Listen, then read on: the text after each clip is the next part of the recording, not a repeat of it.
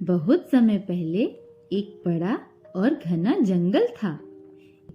इस जंगल में तरह तरह के जानवर रहते थे।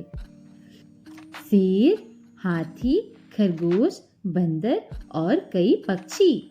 वे सब मिलजुल कर रहते थे, लेकिन उन्हें एक समस्या सताती थी।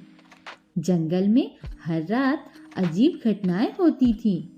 कुछ जानवर गायब हो जाते और सुबह उनका कोई सुराग नहीं मिलता। जंगल के राजा शेर ने सभी जानवरों की सभा बुलाई। उन्होंने कहा, यह समस्या बढ़ती जा रही है। हमें पता लगाना होगा कि रात में ऐसा कौन कर रहा है। हम सब मिलकर इसका हल निकालेंगे। सभी जानवरों ने इस पर विचार किया। बंदर बोला, मुझे ऊंचे पेड़ों पर रहने का फायदा है।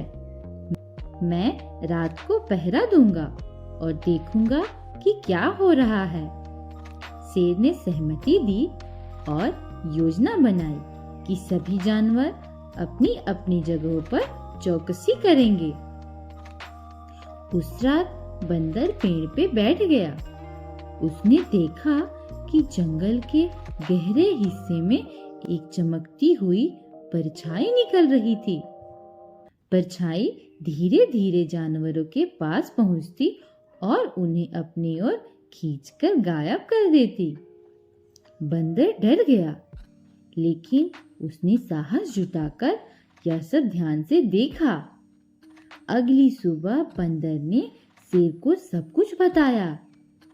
शेर ने पूरे जंगल को बुलाकर कहा, हमें मिलकर उस परछाई का सामना करना होगा। आज रात हम सब एक जगह इकट्ठा रहेंगे और देखेंगे कि वह कौन है। रात हुई और सारे जानवर एक खुले मैदान में जमा हो गए। परछाई फिर से आई, लेकिन इस बार जानवरों ने उसे घेर लिया। जब उन्होंने पास जाकर देखा तो वह एक बड़ा सा डरावना उल्लू था, जिसके पंख जादुई थे। उल्लू जोर से बोला, मैं इस जंगल का रक्षक हूँ। मैं केवल उन्हें ले जाता हूँ जो जंगल को नुकसान पहुँचाते हैं।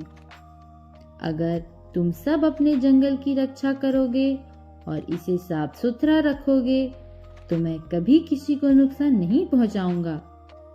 जानवरों ने वादा किया कि वे जंगल को बचाएंगे, पेड़ों को नुकसान नहीं पहुंचाएंगे और इसे साफ रखेंगे। उल्लू ने कहा, याद रखना, अगर तुमने अपना वादा तोड़ा तो मैं फिर से वापस आऊंगा।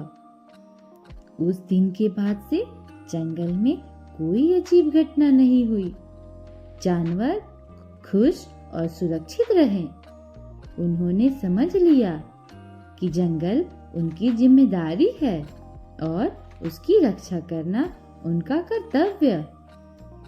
तो बच्चों, इस कहानी से हमें यही शिक्षा मिलती है कि हमें प्रकृति और अपने आसपास के पर्यावरण की रक्षा करनी चाहिए, क्योंकि वह हमारी जिंदगी का आधार है।